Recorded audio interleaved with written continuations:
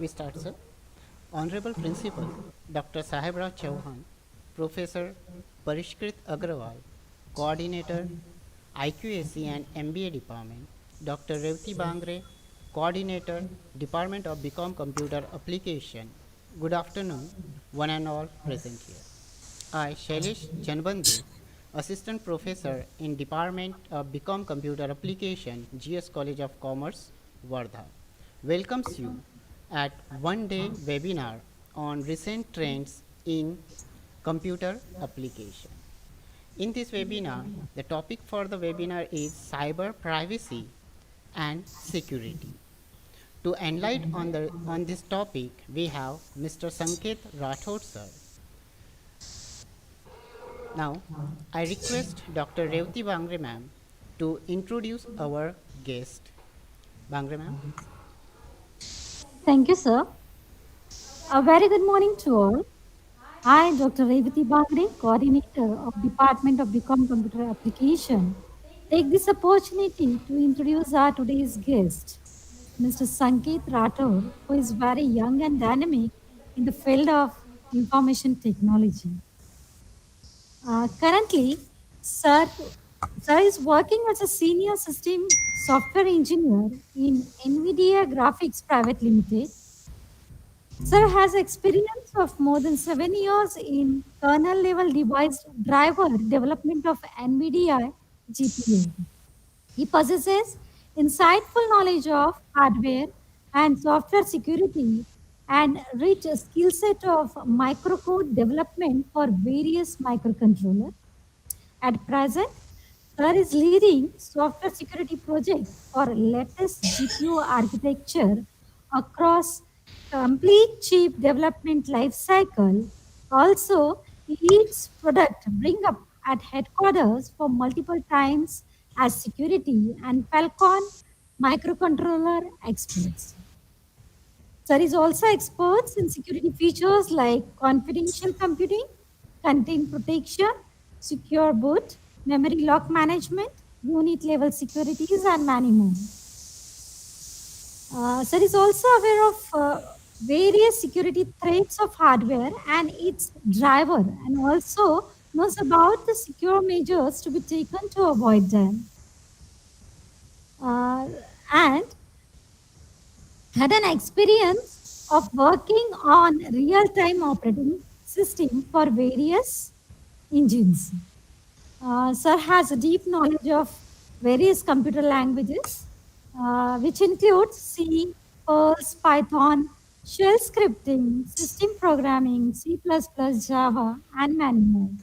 And also uh, some operating system, which is Linux, Windows, Unix. Sir has some achievements also. Sir got award of expert title on successful executing responsibilities for concerned features and got promoted for 4 times in just his first 7 years at NVIDIA.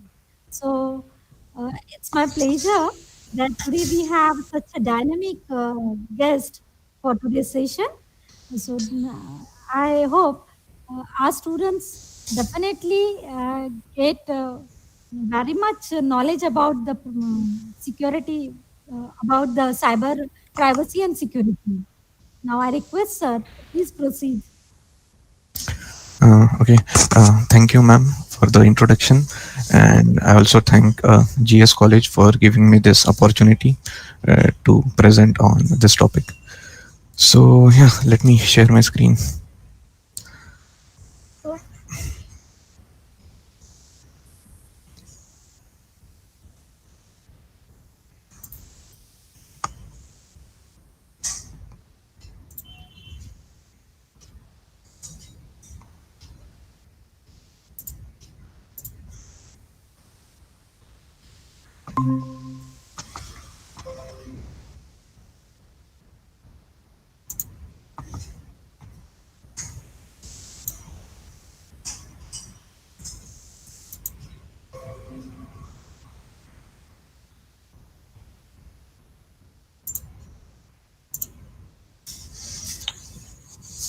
Are you guys able to see the starting page?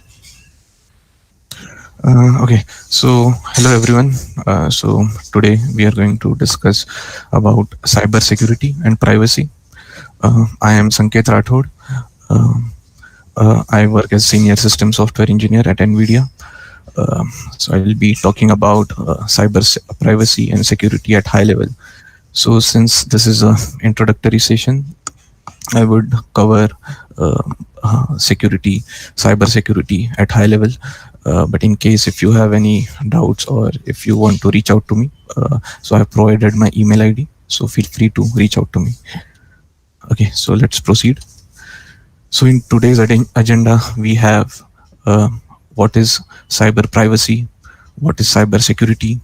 Then we'll cover about the vulnerabilities and attacks which are well known in the industry today. Where, uh, in terms of application, I'll discuss about what preventive measures we can take as a user and what preventive measures we can take as a developer. And in case if we are hit by a security breach, what are the steps we should take? So we'll also cover those. In case if you guys have any questions, feel free to ask. So yeah.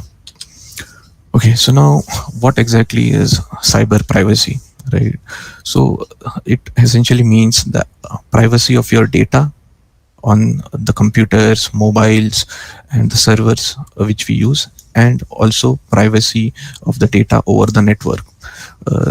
In the age of internet, the data flows across multiple computers via the network. So our data needs to be secured everywhere, right? So it involves, it could be basically privacy of your personal information, your mobile, your name, your address, right, which we put it on the online platforms.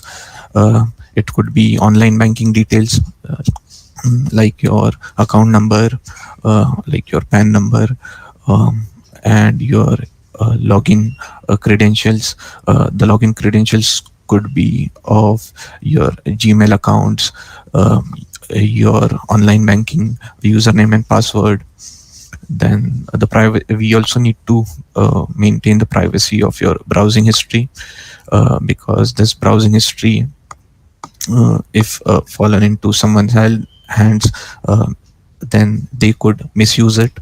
Then we also want to protect our messages, our chats, since those are private. Uh, and we also want to protect the photos and videos which we upload or which we keep in our um, uh, devices, computers and mobiles, right? And then uh, uh, we also want to prevent ourselves from exposure to unintended content, because say sometimes we uh, click on malicious links and those take us to the unintended content, so which is also um, impacts us psychologically. So yeah, we need to keep privacy of all these factors. Okay, so now what is cyber security, right? So the practice of protecting our computers and network from malicious attacks is a cyber security. Now the attacks could be intended to basically invade your privacy, damage of your uh, computer devices. It could be to corrupt your data, steal your data, and for many other purposes. So, defending ourselves against all these attacks is what is cyber security.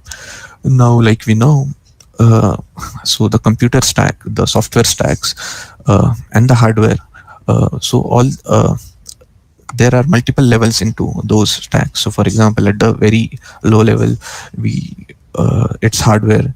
Then on top of that, we have firmwares, and on top of that, we have the kernel softwares or the operating systems, and on top of that, we have the applications. And even in applications, we have wide base of applications. So the standalone apps, then the browsers, web applications, and whatnot. So managing security in each and every stack comes under the cyber security module. At high level, we can also bifurcate cybersecurity into these elements. So the first one being network security, basically when how we protect our data flowing through the network, uh, how we communicate over the network. Say, for example, now we are doing online streaming for this training video session, right? Uh, if we want to prevent this presentation uh, to be viewed only by a specific set of people, then we would have to have such a mechanism where we would only allow required attendees only, uh, right? So that also comes under network security. uh, then we have application security. So basically all the software applications which we have, which we run on our system, those need to be secure. If they have any vulnerabilities, any bugs, if they have any viruses, uh, then it could hamper our system. So that comes under application security. Then we have data security. For example, say if we have data on our hard disk, right? Uh, and if our hard disk falls into uh, hands of a uh, hands of an adversary who wants to basically steal the data, so in such a case, how do we avoid the misuse of hard disk? So one technique is hard disk encryption, right? You could encrypt your hard disk and have a password associated with it. That is how you can save your data. And also it also and data security also covers how data is secured in all these software stacks, say from uh, OS to kernel drivers to application and online portals and whatnot. After that, we have operational security. So basically, operational security includes how the data flows between various processes and operations on computers. After that, we have disaster recovery and business continuity. Now, say if we are part of a company, software company, and if there is a security vulnerability in one of our product, right?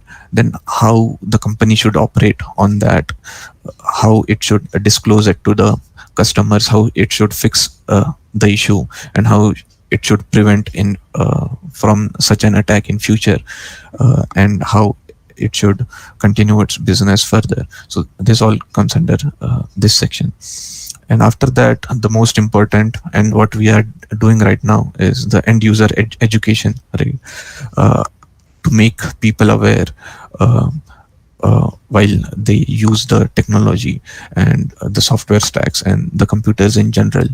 Uh, as technology is advancing, we need to be aware that um, that the attackers are also getting more and more expert. They are also advancing their techniques to breach the systems. So we as users should also be aware of all the known attacks, all the vulnerabilities. Since like you can see here that the motivation for the attackers is big. They could even basically steal money from your bank accounts. They could even steal your personal information and misuse it, right? Or say if they attack a particular product of a company, then it could be bad naming for the company, resulting in their uh, revenue decreases, right?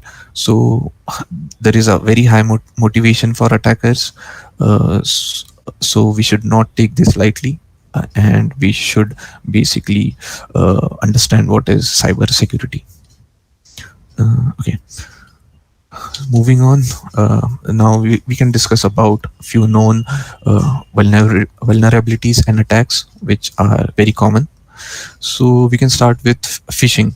So what is phishing? So you must have heard about phishing emails, right? So sometimes we get a lot of spam emails which say that we are from this company and we are from that bank. We need your credentials and you are allowed of this much discount, and or you have such an offer, right? All those are fake. Those are phishing emails. Those are not real. Those are just sent to us in order to get information from us. Information like our name, phone numbers, our email IDs, and bank details, right? So we should not respond to those, because no one is giving a discount for nothing. No one is there to uh, give anything free. So we should be careful and should not fall into this trap. So such attacks are phishing attacks. After that, we have spoofing. So spoofing is basically, say, if you are running as admin on your system, or as a root on your system, right? If someone is able to mimic that, uh, I am also a root or admin, then it will get higher privileges. So basically, mimicking as if you are a higher privileged uh, uh, privileged entity is what is spoofing. After that, we have denial of service attack. So, say for example, if you want to, I'll take a banking example. Say if you want to uh, remove money from your bank account, but if you are not allowed to do it because of one vulnerability in the software, in the banking software, then it is called denial of service attack, because you are being denied from the service that you can take out the money or add the money. So such attacks are also present. This would be example of a denial of service attack. After that, you have tampering, right? What is tampering of data? Say for example, uh, you have uh, some valuable content. Say it's maybe a guest lecture of someone, or video which is basically getting you money because you are sharing it. Then if someone tampers it, then it will impact your revenue because of that video. Or say if you have 1 lakhs in your bank account, and if someone just changes that value in your banking system and updates the number, just say it takes out 10, then it's tampering of your data, right? So that is also a big problem. After that, we have, say, backdoor attacks. So what backdoor attack means is, there is a vulnerability in your software which is giving a backdoor access to your systems, basically a back entry to your system, which the user is not aware about, and you won't be able to know what data they might be stealing through the backdoor access. Another example is eavesdropping. Eavesdropping is where you are working on your system, but there is someone else also logged in into your system which you don't know of, and just listening what you are doing. Say for example, if you are typing your username and password in your browser, someone else is also reading what is being typed, right? And then they can later use this data on another system and get data out of your account. After that, we have privilege escalation, right? So sometimes in kernel softwares, there are vulnerabilities which basically grant kernel level privileges to the even applications. So then the user applications can behave as they have root privileges or higher privileges, and could access the program's memory or another program's memory, which could be a problem. After that, we have reverse engineering. So one example could be, nowadays, if you know, we have open source softwares, right? And we also have their executables. Now, since those are plain text, right? Uh, there are smart attackers which could reverse engineer the code, reverse engineer the binaries, and figure out uh, what exactly is the software sequence there. And after understanding the software sequences, they can find out what is the vulnerabilities in those software. Say, for example, if we have a program which is accessing a pointer, but if there is no null pointer check in the program, or if say if we have a array buffer in our program, and if the array buffer is not initialized to safe values, then this with reverse engineering, they could figure out that these things are missing in the software, and based on that they can plan a attack.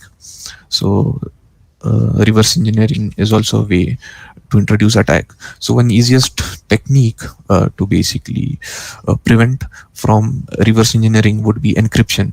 Encrypt your software, encrypt your binaries, so that the attackers won't be able to reverse engineer those.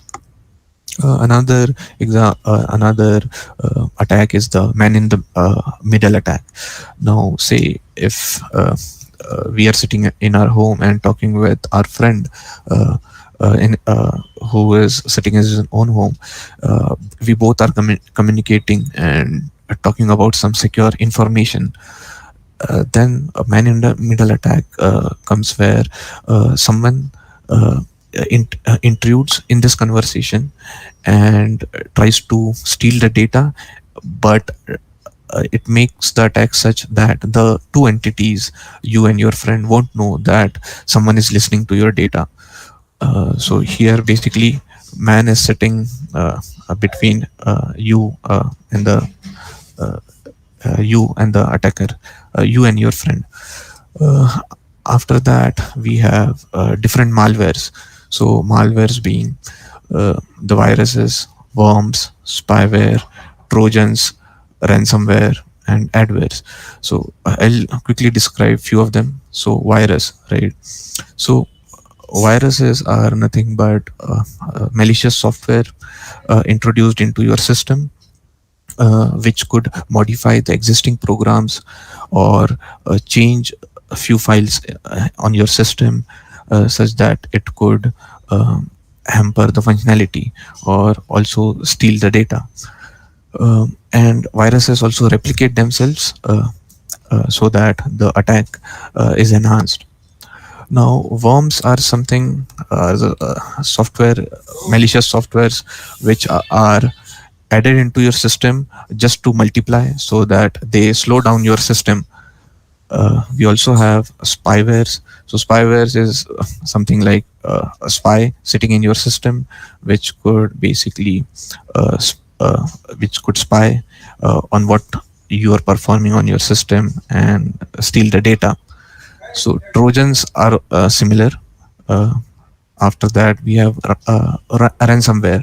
So now what ransomware means is that a security exploit being made to your system, uh, and then the attackers basically ask for some ransom money, and if you don't give it, they won't remove the security vulnerability, or basically won't allow you to uh, work on your system. So yeah, these are also very dangerous. And then we have adwares and whatnot. So adwares are basically, if you see, whenever you are basically accessing new websites, you will see a lot of ads. Now if you click on those ads, those could also contain viruses, which could impact your system. So be careful while also going through ads. And as technology is evolving, many attacks are also evolving. Like I mentioned previously, the security attackers are also getting smart, and we need to be one step ahead of them.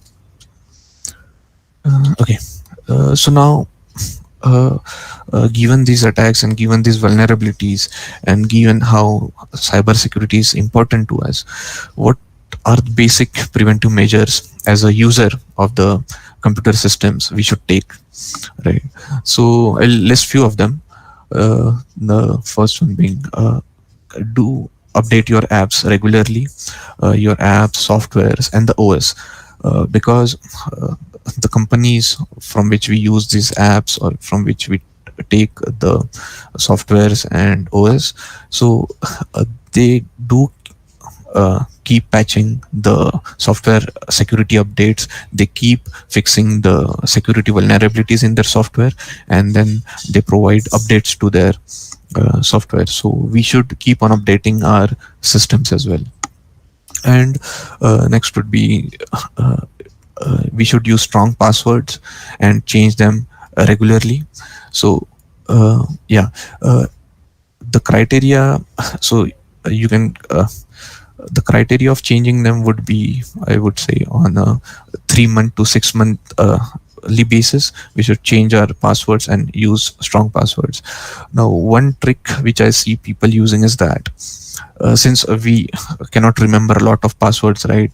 What few people do is that say all their accounts are mostly linked with Gmail, right? Say your Facebook is linked with Gmail, your online banking is linked with Gmail, and other platforms are also linked with your email, right? So if you just basically if you just remember a strong password for your Gmail, then what you could do is have a strong password, remember it, and for the other portals, just do a forget password, and then just reset the password every time you use the other portals via your Gmail.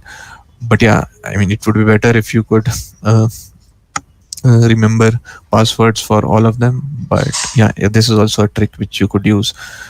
But yeah, please use strong passwords. After that, uh, do not open email attachments from unknown senders, like we discussed about the phishing attacks, right? So these could be attacks, and ignore the spams.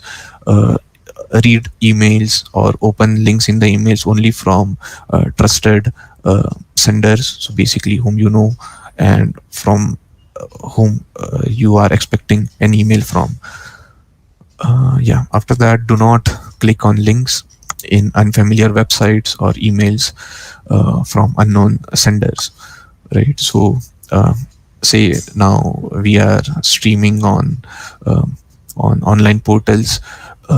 We usually see a lot of ads, so yeah, click them carefully. Also, do not share your username, passwords, PIN, birth dates, Aadhaar number, bank account numbers, mobile numbers, and other personal information unless required. Don't share them on the unknown forums, and try to avoid sharing those as much as possible. Yeah, passwords for sure. Note to passwords. Use masked Aadhaar card numbers or bank account numbers whenever you are printing your documents. So yeah, be aware of those. After that, avoid using unsecure Wi-Fi networks, because uh, if you use unsecure Wi-Fi networks, there would be people spying on the network and trying to introduce viruses in your system. After that, use two-factor authentication. For example, if you are logging into some portal, they allow you uh, the feature of two-factor authentication. So basically, the first factor would be your password, and the second factor could be your fingerprint, your facial recognition, or it could be a one-time password. Nowadays, a lot of platforms provide these second factor authentication as well. In very security critical systems, we have multi-factor authentications, but yeah, I think we should at least have two-factor authentications. After that, because why two-factor authentication is important, because in case if our passwords are leaked, at least the physical factor would be with us, like our fingerprints, our face recognition, right? So yeah, two-factor authentication is important. After that, allow minimal permissions to apps, right? So nowadays, if you see, you use mobiles, there are different applications, they ask for permissions or access me for going through your messages, provide me access for going through your gallery and whatnot, share your contacts and stuff. So allow these to only required apps, and while they are running, do not allow them while they are not running, or do not give access if it really does not require, right? So yeah, please be aware, and if not required, avoid giving permissions to applications. After that, if you are working on computers, you can use firewalls, intrusion detection systems, antivirus softwares, which are very much available. These softwares keep up to date, are up to date with the recent vulnerabilities. So these prevent our system from being attacked and clear the different malwares. After that, we should encrypt our devices. So basically, if you are working on some critical project, your data is in hard disk, then make sure you encrypt your hard disk,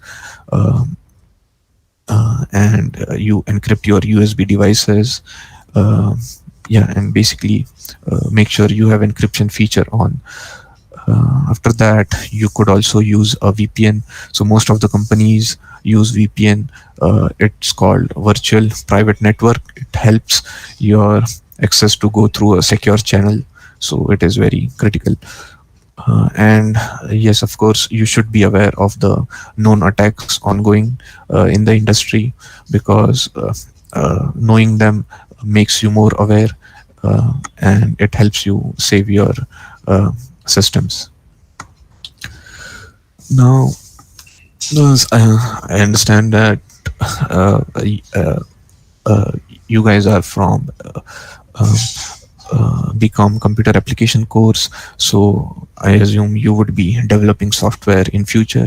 So I would also like to list few security practices or preventive measures you should take as a software developer. So first of all, uh, you must be knowing about SDLC, that is software development life cycle. We have different phases in it, right? We'll go through them, and the idea here is that we should uh, think about security in each and every step of SDLC. Now, starting with planning phase, say if you are basically going to develop a uh, product for product, say the a product could be some online portal for messaging, say something like WhatsApp or Facebook, right? So in this, at the planning phase itself, you should evaluate all the security threats which would be for your product. uh, you should do a thorough analysis on what investments you need to make for security, which will come in the planning phase. After that, we have requirements. So before developing software, we gather the requirements. So now, if we are considering security here, we should list all the security requirements. Like for example, in case of the messaging online portal, we will say that this other users should not be able to peek into personal messages, right? This would be one security requirement. So we should list all the security requirements as well, not just the functional requirements. After that, in the design phase, right? In the design phase, we should have a threat model and attack trees for our design. So threat model helps us figure out all the threats to our design, and then we can think about the mitigations as well. After that, we have authentication. So basically, in our design, we have multiple modules, and in the modules, we talk with one another and how we authenticate each other. So authentication should also be present. Yeah, and after that, if we have some data, we need to figure out what data should be kept secure. That is, what data should be in encrypted form, and which data can be in the plain text. And while granting privileges in our software design, we should follow the principle of least privilege. We should not allow privilege higher than what it needs to have, and grant privilege only after authentication. Yeah. After that, we should think about defense in depth. We should have multiple gates, security gates, so that our softwares are not attacked. And the most important is revocation. What exactly is meant by revocation is, say if the version 1 of my software has some vulnerabilities, then I should be able to patch a version 2 of the software such that version 1 of the software stops working on that system altogether, and only version 2 is supported. So this is called revocation. It helps you to mitigate the previous vulnerabilities and provide an updated software to your users. After that, during the development phase, uh, first of all, while coding, itself, you should think of all the secure coding practices, like doing null pointer checks, initializing variables to safe values, uh, handling all the cases, failure cases, and whatnot. But another important aspect during development is code reviews. Uh, Code reviews should be very thorough, and in code reviews, we should also look out for security vulnerabilities. And then we have the testing phase. Now, in the testing phase, uh, apart from the functional testing, the basic testing which we do, we should also include negative testing. What exactly is meant by negative testing is basically try to create the attacker scenario yourself, and then check if your software catches the attacks and takes appropriate actions. Then we have fuzzing. Fuzzing is basically, say, if you have an API which accepts input of some numbers from 1 to 100, then try to provide a number greater than 100, and uh, your software should able to, your function should be able to catch that it is an invalid output. So in fuzzing, we should basically try to give random inputs to your function, to your code, and it should error out correctly. It should handle all the cases. And unit testing is basically testing your code in units. And at the end, we have deployment, operation, and maintenance of your software. So yeah, I think we should embed security in each and every step of SDLC. Yeah. After that, uh, uh, we have a common question of what to do after a security breach. What if we are hit by a security breach, right? So I think here are few common easy steps which we should take. Just a sec, I have a call. Give me a second.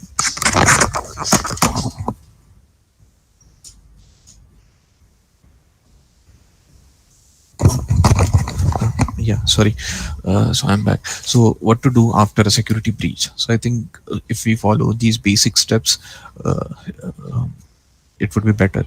So first of all, once you know that you are being affected, disconnect from internet uh, as soon as possible. Disable or all sorts of remote accesses to your system, because the most of the viruses come through, most of the malwares come through the internet or through remote accesses. So we should disable those as soon as possible. After that, we should enable our firewall security settings on your system. Firewall helps block all the intruders to the system.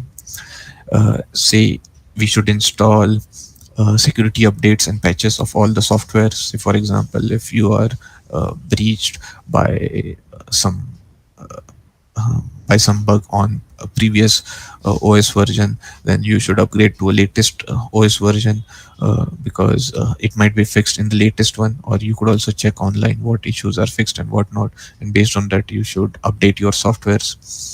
You should change your passwords to all the portals ASAP, uh, because if your previous passwords are vulnerable, so you should change your password immediately. And you should contact your bank and credit card companies if you think your banking passwords or credit card details are exposed. So you should do that. After that, one should also report to the cyber crime cell if you are an individual, and otherwise you should report to your IT department if you are working in a company. So the IT department takes care of all the security vulnerabilities to your system. So you should report to them. In case if you are individual, you should report to a recent nearest crime branch cell. And then if you become aware of a particular threat, you should notify about the threat uh, to your friends, to your family, and to others as well, because they might be hit with the same threat, since it has also impacted your system, so it could also impact them as well. So yeah, these are few steps which we should definitely do. There are more in terms of technicalities, but I think the cyber crime cell or the IT department will guide you through those. But these are the basics ones. Yeah, so I think we are also out of time. Any questions you have?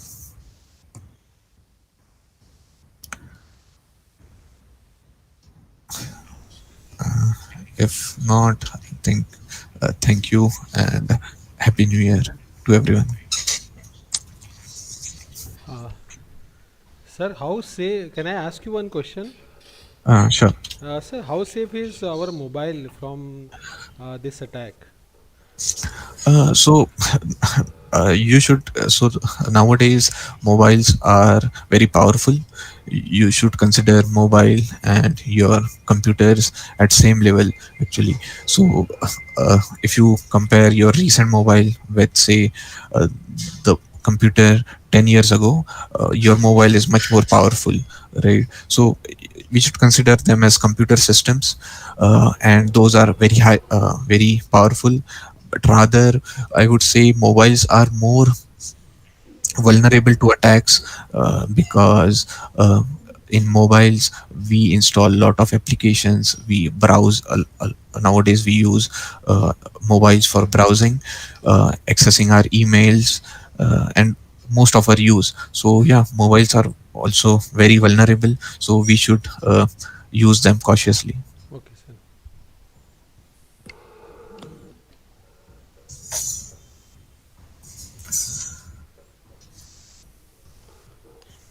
Any other questions?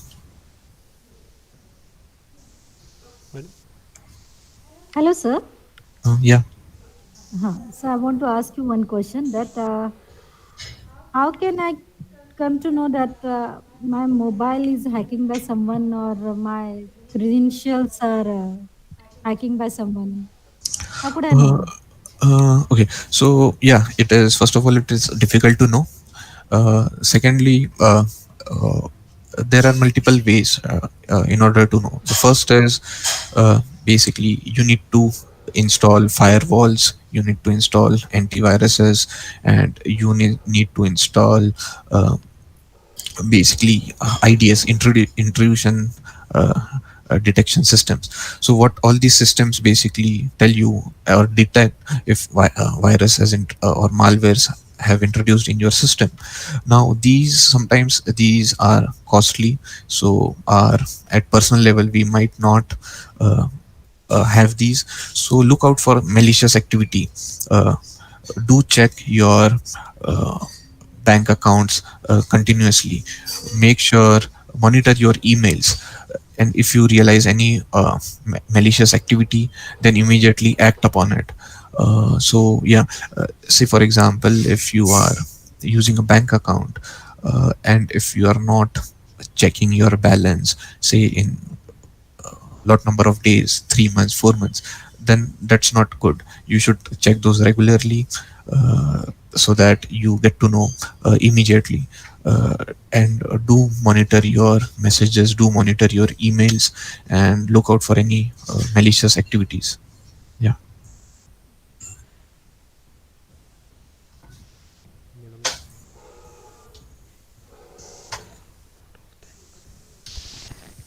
Thank you, sir.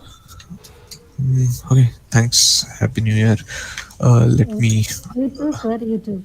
Now, I request Professor Agrawal, sir, to present the vote of thanks. Sir, please. Yes, please.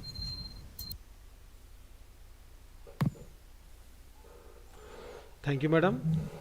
I, Parishkrit Agrawal, IQAC Coordinator, GS College of Commerce, Wardha, proposes vote of thanks for this one-day online webinar on cyber privacy and security organized by Department of BCom Computer Application, GS College of Commerce, Wardha. I express my deep sense of gratitude to Sanket Rathod sir, Senior System Software Engineer, NVIDIA Graphics Private Limited, for giving his valuable time for conducting this online webinar and guiding us on the topic of cyber privacy and security. Thank you, sir. We have gained a lot of knowledge and will be very cautious while using in online platform for our privacy works. Thank you, sir. I express my sincere thanks to Dr. Sahibrao Chauhan, sir, who is our officiating principal, GS College of Commerce, Wardha, who is our motivating force who guide us to do this kind of platform. I am also grateful to Dr. Revati Bangre madam, who is the coordinator of BCCA department, and Shalish Janbandhu sir, who is the convener of this online webinar. Last but not the least, I am also thankful to all the participants who have joined us on our YouTube platform and gained the knowledge on the topic cyber privacy and security. Thank you all. Thank you, sir. Thank you, sir. Thank you.